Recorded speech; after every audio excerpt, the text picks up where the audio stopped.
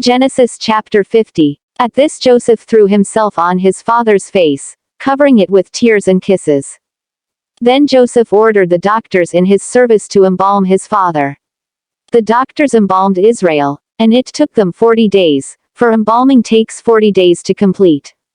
The Egyptians mourned him for 70 days. When the period of mourning for him was over, Joseph said to Pharaoh's household, "If you have any affection for me, see that this message reaches Pharaoh's ears. My father put me under oath, saying, I am about to die. In the tomb which I dug for myself in Canaan, that is where you are to bury me.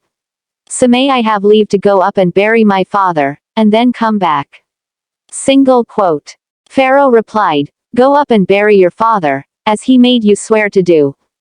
Joseph went up to bury his father, and with him went all Pharaoh's officials, the dignitaries of his palace and all the dignitaries of Egypt, as well as all Joseph's family, his brothers and his father's family.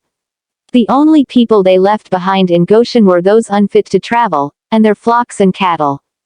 Chariots and horsemen went up with him too. It was a very large retinue.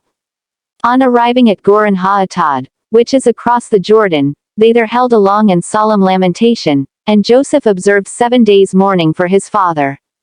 When the Canaanites, the local inhabitants, witnessed the mourning at Goren ha-Atad, they said, "This is a solemn act of mourning by the Egyptians," which is why the place was given the name Abel Mizraim. It is across the Jordan. His sons did what he had ordered them to do for him. His sons carried him to Canaan and buried him in the cave in the field at Machpelah, facing Mamre, which Abraham had bought from Ephron the Hittite as a burial site of his own. Then Joseph returned to Egypt with his brothers and all those who had come up with him to bury his father. Seeing that their father was dead, Joseph's brothers said, "What if Joseph intends to treat us as enemies and pay us back for all the wrong we did him?" So they sent this message to Joseph, "Before your father died, he gave us this order. You are to say to Joseph, 'Now please forgive the crime and faults of your brothers and all the wrong they did you. So now please forgive the crime of the servants of your father's God.'" Joseph wept at the message they sent to him. Then his brothers went to him themselves and, throwing themselves at his feet, said, "Take us as your slaves." But Joseph replied, "Do not be afraid. Is it for me to put myself in God's place? The evil you planned to do me has by God's design been turned to good, to bring about the present result, the survival of a numerous people. So there is no need to be afraid. I shall provide for you and your dependents."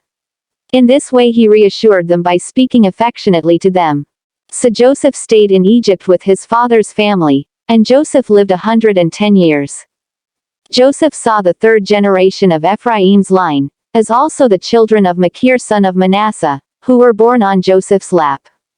At length Joseph said to his brothers, "I am about to die, but God will be sure to remember you kindly and take you out of this country to the country which he promised on oath to Abraham, Isaac and Jacob."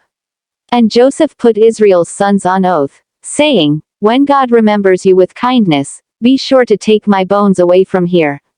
Joseph died at the age of 110. He was embalmed and laid in a coffin in Egypt.